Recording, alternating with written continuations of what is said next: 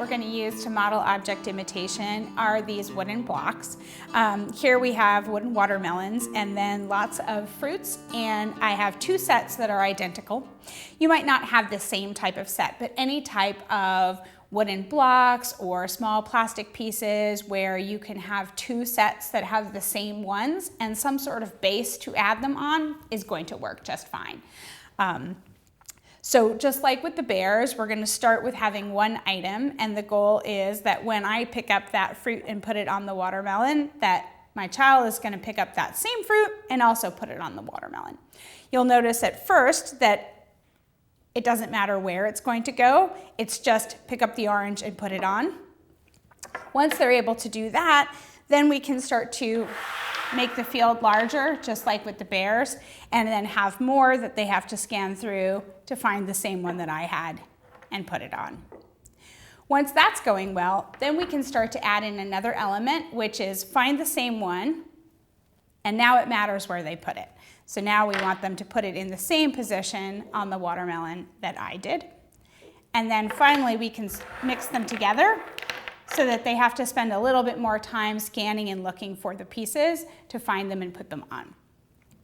If a set like this, the way that it was meant to be, is a little tricky for your child, let's say they have trouble balancing or they have some fine motor delays or it's just frustrating to get the pieces on just right, you can always alter that. So for example, we could lay the watermelon flat on the table and then look to stack them in the same order.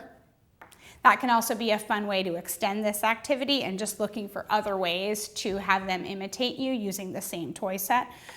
Another way would be taking the fruit and making a little circle around the watermelon where they're copying you, putting them in the same place.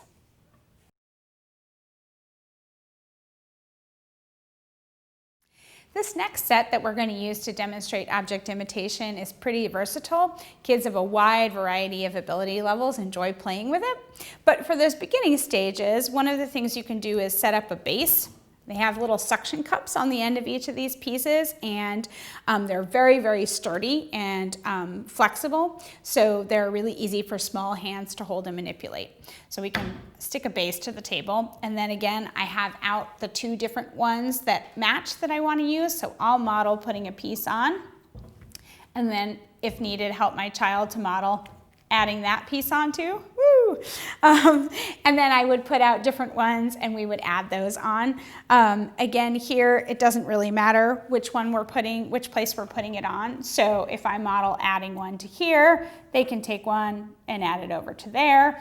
Again, just looking for making sure that the color and the shape match initially.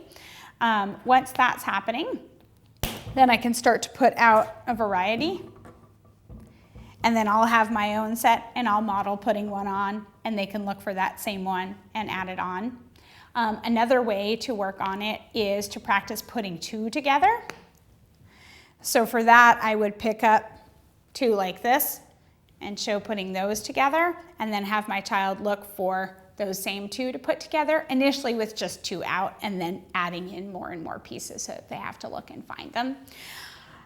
And then once they're doing that pretty consistently, another thing that we can do is start to use the environment to also look at location. So I would take the blue piece and stick it over here, and now my child should find that same blue piece and either put it on top or next to it.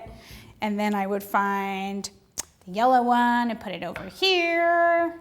And then he'd have that one too. So we could go all around. We can even go on the floor or look for different places in the room to stick them so that now that he has to follow me to a different place to put it, I can put it silly places like on my head. But starting with the really predictable ones that are out first and then expanding if you are able to.